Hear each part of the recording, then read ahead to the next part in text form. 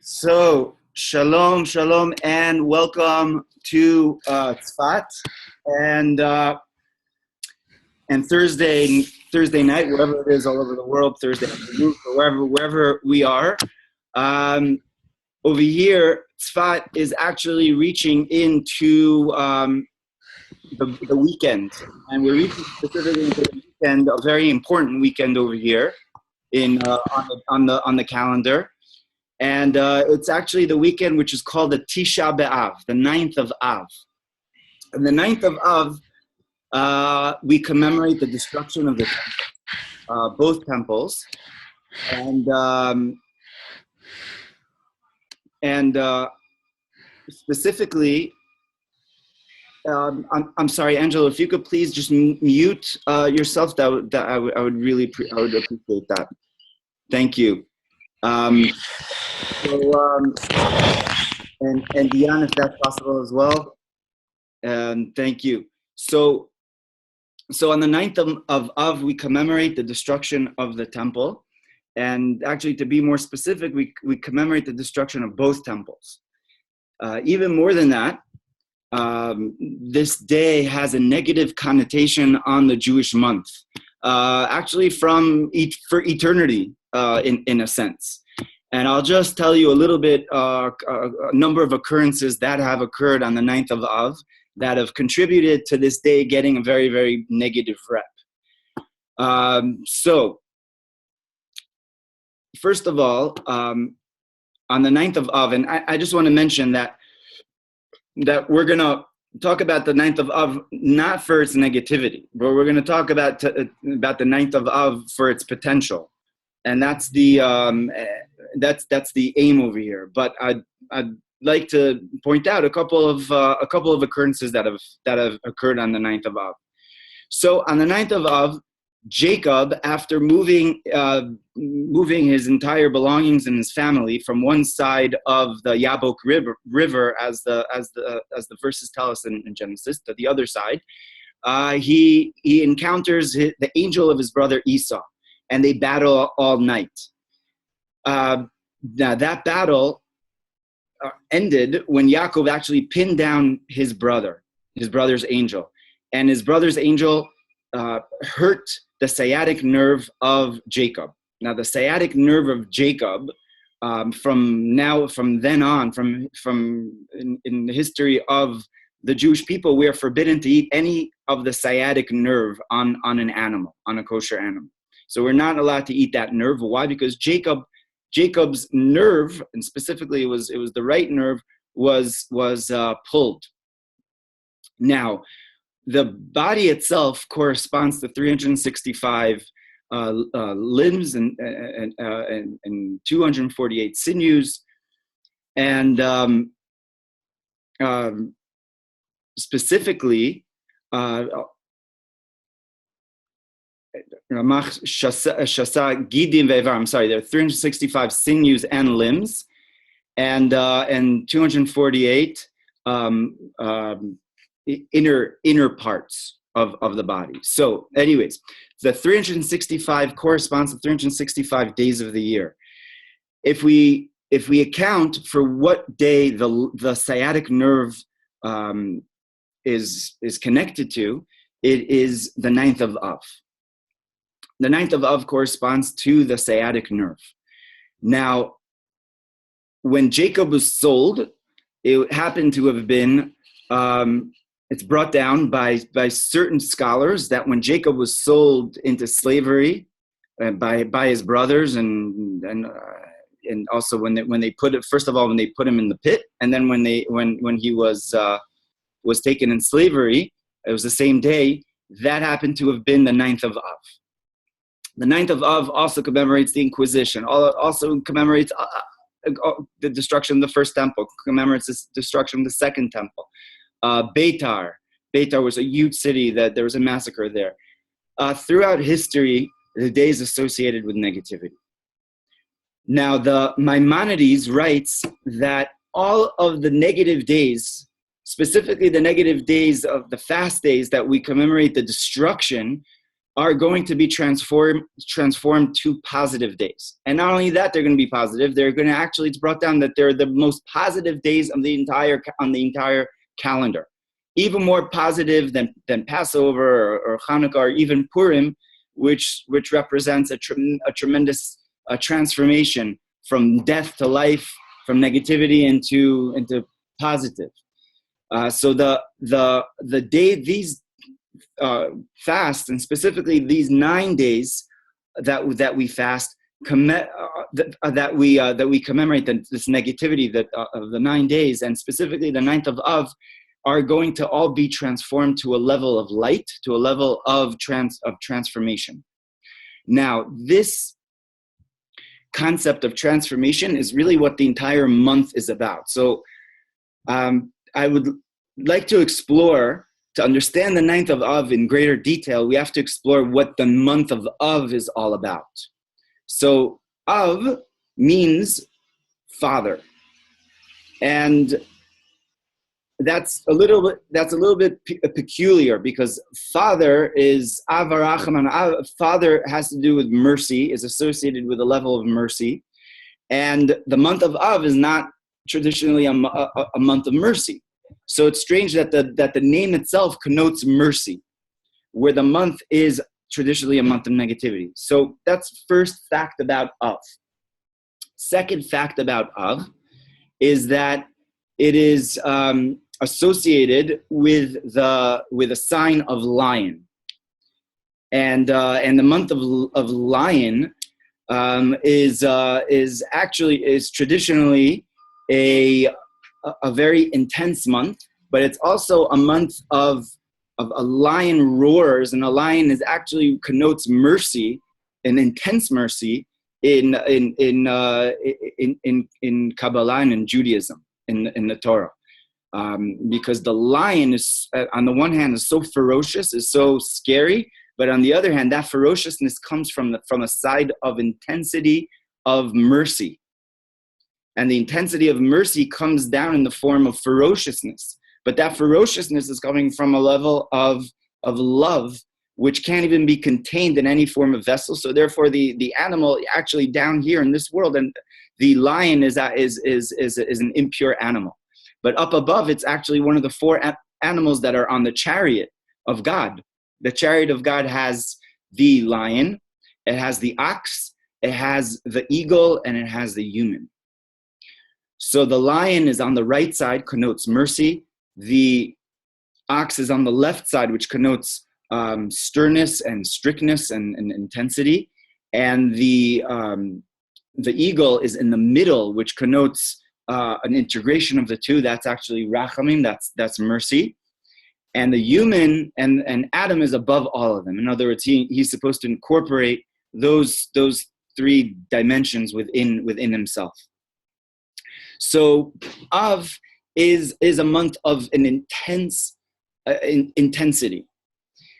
Now, we're also taught in the book of formation, the book of Yetzirah, that every month has its makeup of the permutation of the name of God. And the permutation of the name of God of the month of Av is Hey Vav, Yud, and then a Hey. So we know that the name of God is, the 4-letter name of God is Yud, and then it's a Hey, and then it's a Vav, and then it's a Hey. And that's a direct flow of goodness, which is channeled from the Yud, which is Chochmah, and then it goes to the Hey, which is Bina, and then it goes to the Vav, which is Midot, which is the drawing down, the 6 Midot, and then Hey is the Malchut, which is kingship. So that's a direct channel which comes from above to below. Now Av starts off with Vav, Hey Vav, and then it goes Yud and Hey. In other words, it starts off with a end, and then it goes back to the beginning.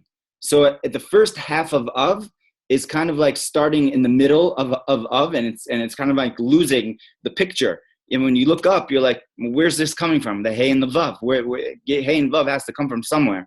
And that means that when the midot are channeled down and then goes into Malchut, it's reality. and its tangibility and its actuality, which is drawn down from the characteristic traits.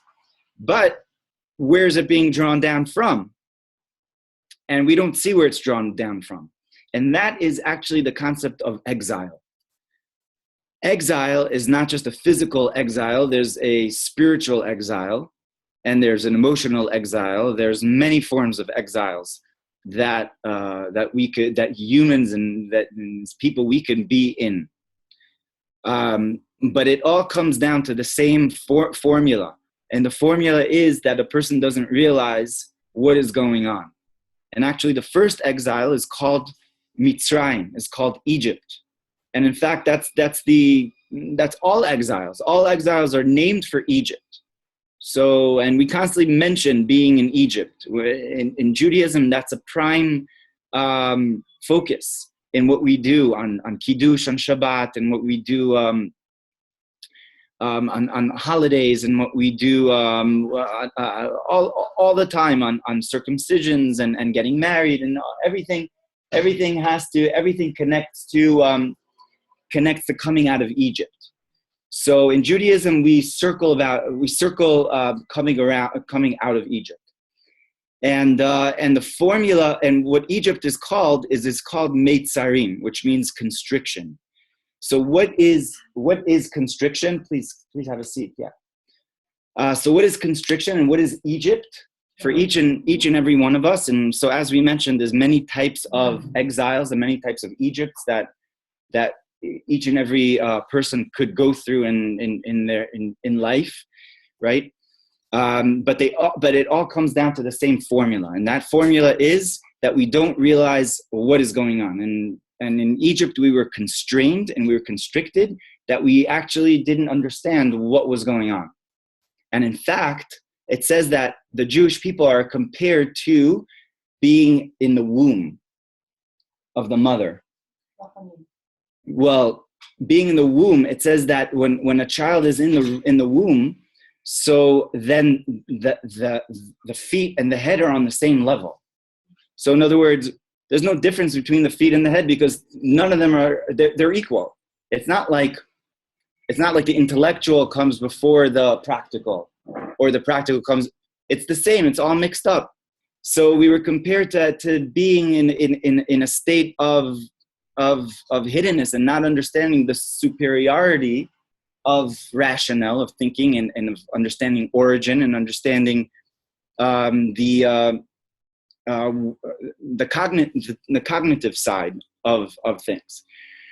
So playing in our lives, in each and every person's life, a person could not recognize why they're in a certain circumstance, and why they're in a certain place, and why they're even born to certain parents, and why they're in a certain environment, etc., etc. They don't understand why. What is exactly the bigger plan in all of this? And that is the aspect of Hey and of Vav and Hey, which are the two of the four-letter names of God. And the Vav and Hey are the channeling of the emotions into practicality. So when we don't understand why things occur the way they do, so then we're in exile. But when we do understand why things are the way they're supposed to be, so then we are in a state of redemption. And in fact, what is the difference between these two words of redemption and exile? There's only a one-letter difference. And that is exile is gola, and redemption is geula. And what is the missing letter there? It is the aleph. And the aleph is basically going into a dark room and turning on the light. Because aleph is the silent letter which connotes alufo shel olam, connotes God himself. That's what the aleph is. So exile is not having the lights on, basically. That's all it is. And it's likened to the Vav and the Hey, where the Yud and the Hey, the origins of the name of God, are not apparent, they're not seen. And therefore, the child, before he's born, he's in a state of exile. She is in a state of exile when they're in the fetus, because they haven't yet developed. So they are exiled. The baby can't go anywhere. All he has to go is to kick. So he's kicking the mother, and the mother's like, well, why is he always kicking? What's going on? He has nowhere to move because he's in constriction. So once he comes out, finally breathe. I could finally have a little stretch a little bit. I could finally, feel like a mensch, feel like a person. So, and that's likened to the name of God, the Yud and the Hey. So coming back to the origin of this month. So this month is the permutation of the month of Av is Vav Hey, and then Yud and Hey. So that's the permutation of God's name during this month. That means at the beginning of the month, we're in a state of exile. The first 9 days, or actually up until the 15th of the month of Av, we're actually in a state of exile, because we don't understand why there is negativity, and why there's a level of darkness basically in the world, and why is there imperfection. And we commemorate that by sitting on the floor on the 9th of Av, and we mourn the destruction of the temple. And for thousands of years, that is a custom, and that is a custom which is prescribed in halakha, in Jewish law, that we're supposed to commemorate that. And a person could think, I don't want to go there. I just want to be in a state of happiness. I just want to just forget about all that. I just want to be just joyful and just forget about the darkness that is occurring. So guess what? That's not going to do it. It's not. You're not going to be able to hide from the world. I mean, like Jonah did, for example. Jonah, the prophet, said, I want to hide from the world. I just want to run away. I just want to. Says, no. You actually have to face the world, and you have to face even the darkness of the world. And that's what we do when we sit on the floor on the 9th of Av. But we sit there. It's one day, but the lead up is basically going on for 3 weeks before. And it's specifically when we reach the month of Av that we sit on the floor. Now, the beauty, so to speak, of this day is sometimes not seen. And it's quite often is actually, it's people are just trying to forget about it. So the truth is that when we are sitting there on the floor on the 9th of Av, we're actually not allowed to study Torah, as well as not going through happy ceremonies, outright happy ceremonies. Actually, even not outright, we're not supposed to say hello to our friends. We're not supposed to say. There's a lot of laws which are associated with this day, but one of them is we're not allowed to even study Torah. Now, why is that? Because it says in the verse by King David, it says, Pikudei Hashem semechim, Pikudei Hashem yesharim misamchei lev, that the commands of God are straight and they rejoice the heart. So therefore, one is not allowed to study Torah on the 9th of Av, because the study of Torah rejoices the heart. It's actually the deepest way of rejoicing of the heart is actually the study of Torah. It's the deepest way of rejoicing the heart. It's the most consistent way and solid way of rejoicing the heart. Beyond anything that can make you happy, it's something which is connected to infinity. So what goes on the 9th of Av? We're actually not allowed to study Torah. So how could that be? How could God just say that and do that?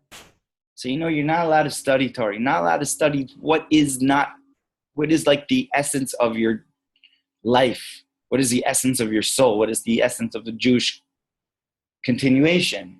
Because that's what kept us going, right? Throughout exile, it's only the Torah. That's it. It's not our military might. It's not our genius. Not our entrepreneur. Being a startup. It's the Torah that safeguarded us. So how could it be that on one day God says, "No, you have to actually feel like they're on the floor, almost like away from me, not connected to me." So the deepest depth of this is that even when we're sitting there on the floor, we realize, and we can't learn God's Torah, we can't be connected to Him on that level. God is saying that I'm even connected to you even beyond that.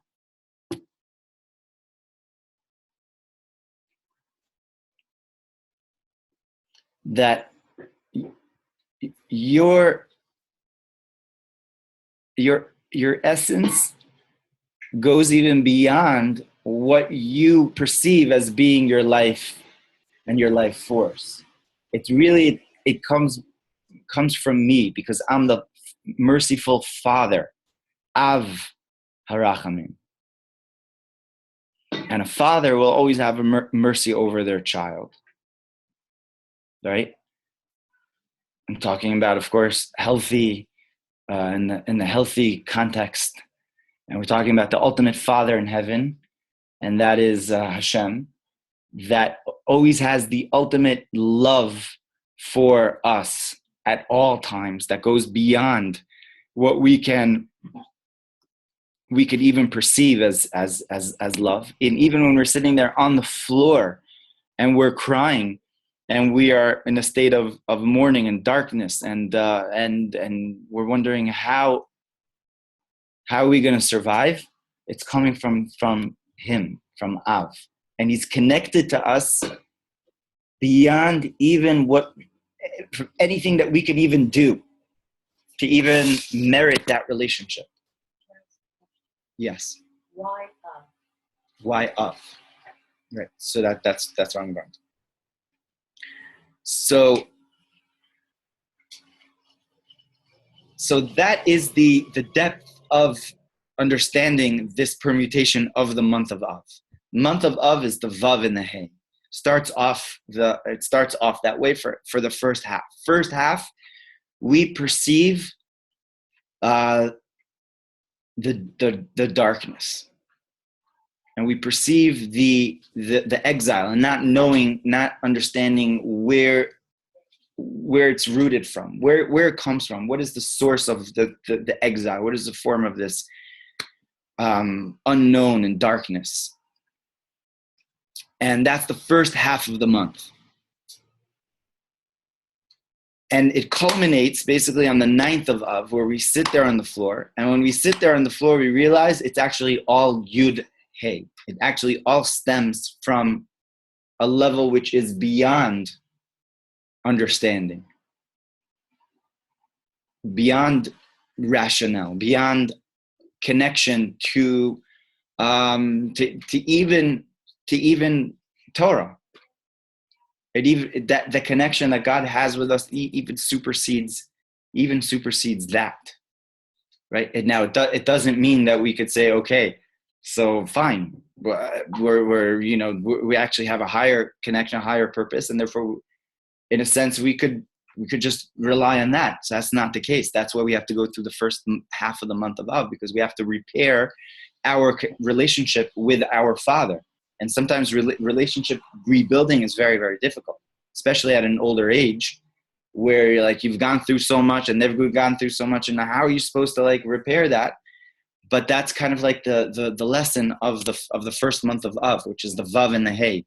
And the Vav and the Hey talk about, well, now it's just about the concrete. It's not understanding why it was like that, or why it is that way. That's just the reality. He's your father, and you're the kid, and things have transpired over these number of years. But regardless of that, it's never going to change that he's the father and you're the son.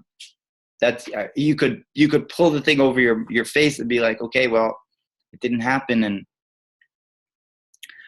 of course, this what I'm mentioning now is for sure not is a very complex subject for many people, and many people go through years of rebuilding and years of therapy for that, and excuse me if it's maybe sounding maybe too more simplified than the way it actually is, but for our context over here, by understanding the relationship, and understanding that is a constant relationship that's never going to change. So we understand now what is the proactive approach for me at that time, and it has to be an emotional approach that I need to take. That's the level of love. I need to actually repair maybe reactions that I have to circumstances, and I have to, my emotions have to be repaired in a sense, and that's the level of love. And the level of hey is the practicality. So there's the practicality of now the proactive actions that need to be taken, and in terms of mending that relationship. On a spiritual level, that is represented by Torah and mitzvot. So Torah is almost is the is the vav of God's name, and that's why it's Torah with a letter vav. There's a letter vav in it because God drew it down from heaven down to earth, right? So we have 613 strands of connection from above to below. And the hey is the mitzvot. The hey is actually the proactive, and when we do a mitzvah, we connect to God. So the Jewish people, on a collective level, we go through a repairing period that we need to repair our relationship with God through the Torah and the mitzvot. Because actually one of the reasons why the temple was destroyed is because we left God's Torah and mitzvot. And when we repair it, so then God is also going to bring us out of exile. Then that the reason for the exile is going to be fixed. So we just went into exile because of our sins, and the sins means that because we have a faulty relationship with Torah and mitzvah. But once we fix that, so then we're good. We could go on, and the exile could be mended. And that's the inner significance of these days, of these first 9 days of Av. That we fix our relationship with Torah and mitzvot, and it says when Av begins, we're actually supposed to be mishenichnas Av mimatim b'simcha. We actually reduce joy, and that's also perplexing because in Judaism you're actually supposed to be happy at all times. And negativity and depression is a no-no. Under negativity is not allowed. Depression is not in the is not in the rule book. Right, because it's the Torah of life, it's the Torah of joy, and by listening and by understanding what the Torah is, we act in the inner Torah. We actually realize that it's all good. So it's very perplexing. It's a little strange that we're supposed to minimize with joy during this month of Av. And the idea is that we're not minimizing in joy itself, but we're minimizing the outer joy. But the inner joy is always there. And what's the inner joy? The inner joy is the inner relationship that we have with God. That's very personal. It's what is called tshuva. Tshuva is repenting, is returning to God. So really it's a time of repentance. So we have these 2 days actually on the calendar, Tisha'a and Yom Kippur, which are associated with repentance, coming back to God, but they're different. On Yom Kippur, we receive the Torah. Actually, the tablets were given the second time on Yom Kippur. On Tisha'a B'Av, we're not allowed to learn the Torah. Well, what's the difference between that? So Yom Kippur represents a connection back to Torah and mitzvah. Whereas in Tisha'a B'Av, it actually goes post that, and even on a level beyond that we realize that our connection even goes beyond Torah and mitzvah. We have to mend our relationship with Torah and mitzvah. But then after we mend Torah and mitzvah, and then we realize that it actually goes even way deeper than that. And we recognize that even when we're sitting on the floor, God was always there, and our Father was always there. And he was always, he was always leading us and always taking us the right place, and moving us to, in our journey. And part of the journey is to lead us to understanding on our own that we need to mend our process, our inner life. And how do we mend our inner life? By actually sometimes even minimizing outer joy, and sometimes actually putting aside the external and the extraneous. And sometimes it's things are done externally, and we have external joy, and we have just, this is going to make me happy, and that's going to make me happy, and we have all these external motivations, kind of like when we were kids, and some adults remain with those kid things, right? So on Av, we're actually supposed to minimize with those external things that make us happy. We're supposed to focus on what really makes us happy, and that is our inner life, our inner work. And we could look at our inner life, and it could be destroyed.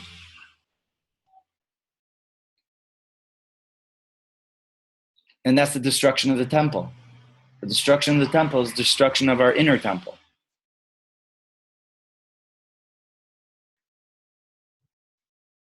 And destruction of the temple in Jerusalem connotes really destruction of the temple of the entire world. The entire world is in shambles. And people are making themselves thinking that this is going to make them happy, and that's going to make them happy, and this is going to, and evading the picture, the real source of joy. And the real source of joy is your inner temple. And it's the relationship that you have with Hashem. You personally, each and every person has that relationship that is their inner temple. And once we mend our inner temples, and all of us do that job, then we mend also the big temple, and we mend the temple of the world. And that's something that really is the focus of Tisha B'Av, and that is the essence of Tisha B'Av. That is the essence of this day, and that's the beauty of this day. That although it looks like it's destroyed, but we're not allowed to be, and we mourn, but we're not allowed to be depressed, because depression says that I can't fix it, that it's over. I can't. It's just that's it. And that's not what Tisha B'Av is about. Tisha B'Av is not about depression. It's actually it's supposed to empower us by realizing that actually that there is a Father, that there is a Yud and a Hey that is there and was there throughout the entire process. And the moment that we can't come back to Him, the moment that we want to come out, then He leads it and stretches his arm out and stretches, and we realize that it all came from Chokhmah and Bina, from that level of Yud and Hey, which is a very high levels of spirituality, of Kedusha, of holiness. I realize that that's where the Father, that's where it all stems from. So then we're back at the source. And then we've built the temple. Or we started building the temple, and we've started to get to work. And actually, Torah scholars are called builders. It's interesting that Torah scholars are actually called builders. They're not just called scholars, and not just called, they're not just learners, but they're called builders because they're actually called builders of the world. Because if you're studying Torah, so then you're supposed to, the real study of Torah is actually supposed to bring you back to tshuva, supposed to bring you back to a realm of connection. And if it's bringing you back to a realm of connection, so then you have to realize what could I do to build the world? And how does my Torah and mitzvot build and empower the world in a greater way? And that is the takeaway of Tisha B'Av, the 9th of Av, where we're actually going to, this day of 9th of Av is going to be transformed to a day of a holiday. That's what the Rambam, the Maimonides, writes in his book.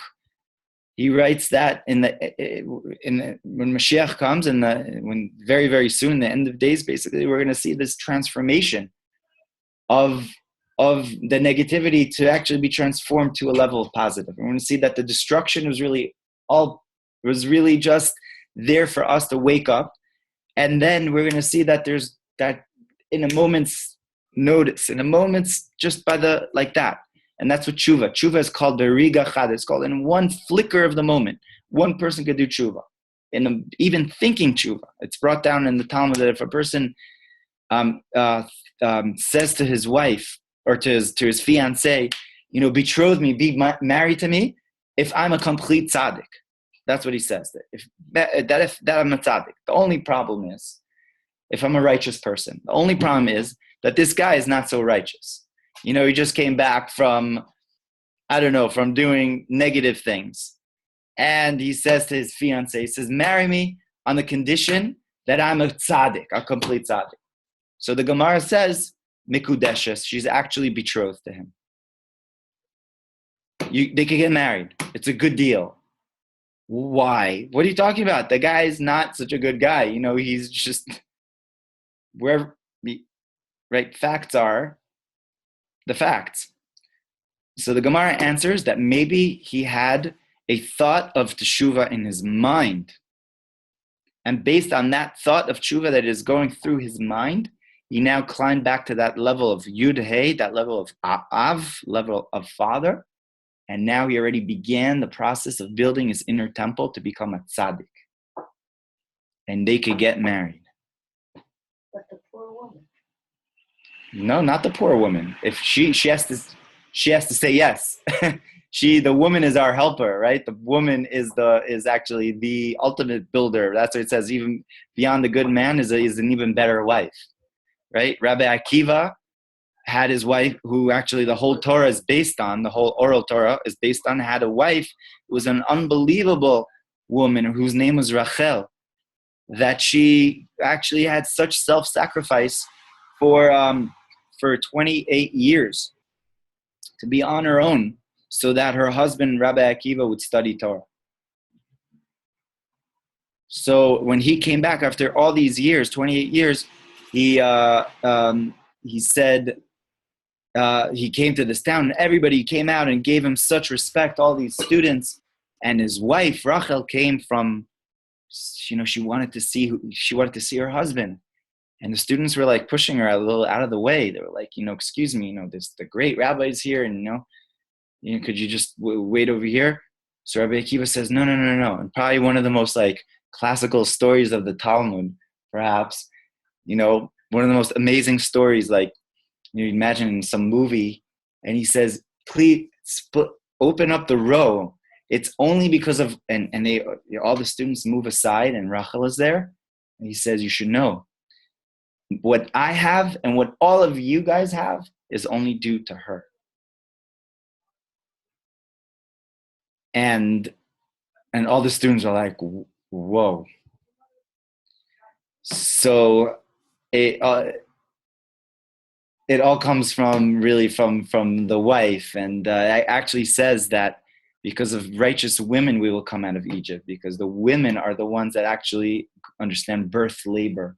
They understand what that experience is. And that experience is an experience of going through hardship, but realizing that in a moment you're going to have a child.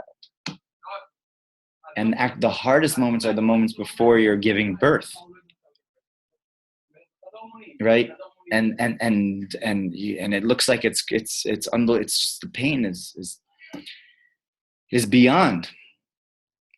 But then the child is born, and then the life begins. And a new world comes out. So only women really understand this, So it says in the merit of righteous women, and that's the idea of the hiddenness. We will come out of Egypt, and it says that the merciful Father over there is the connection of the next half of the month. So the next half of is when Yud Hey becomes apparent. And during the next half of the month, we actually go through revealed connection with God. And in fact, we see the inner dimension of on the next half of the month of Av itself. So the month of Av itself is transformed. And in fact, it's in a way, it's the deepest month.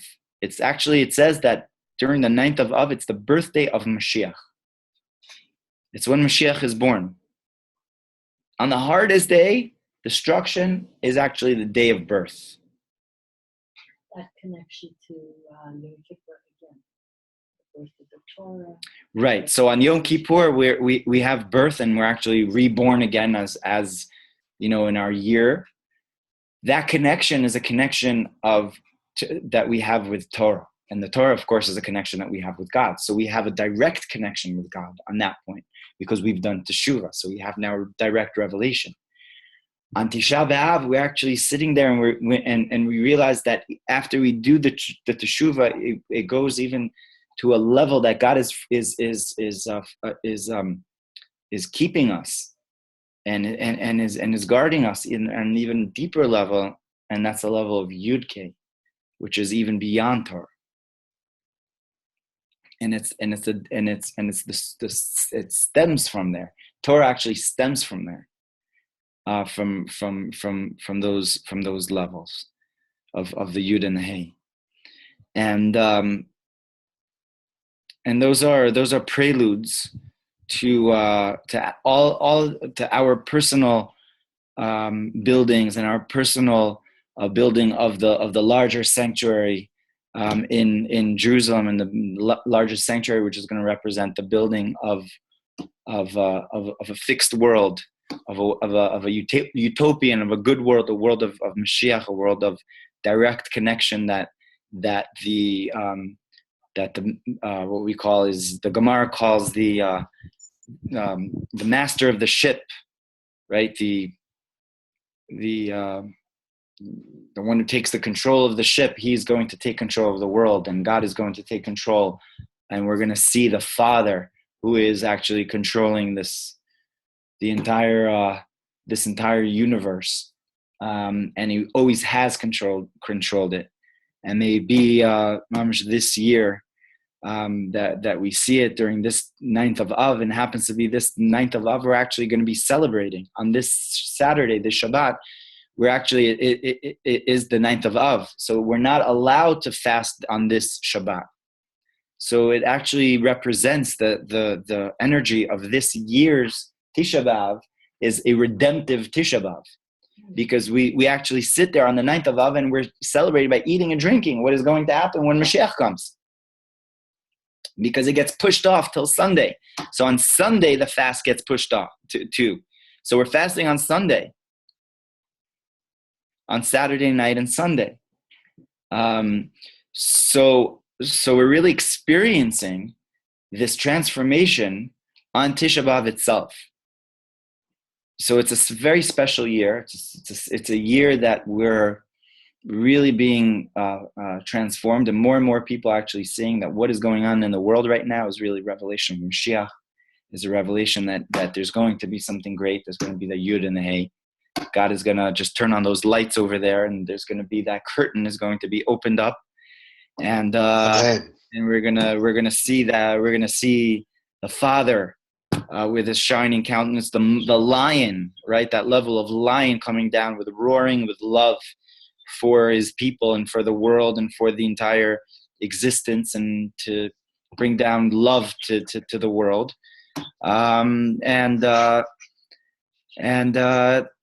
May it be that we see it this year, and that in our participation that we're doing in our learning, in our daily learning, in our weekly learning, in our work that we do on a personal level, on a daily level, on a conscious level, and a subconscious level, that the world is doing on a conscious level, on a subconscious level. It's happening right now, and we're having an effect on it. So, Shabbat Shalom, and Shabbat Shalom, Rabbi. And may we see only good things for all of us, and good things. All of our personal, amen, and our collective. Amen. Amen. Shabbat Shalom. Amen. And an easy fast to all. Easy fast. An easy and powerful fast. Transformational fast. May we not have to fast this year, actually. Yes, that's right. Okay, Yeah, Shabbat. that's right. Exactly. Bring Mashiach tomorrow. Amen.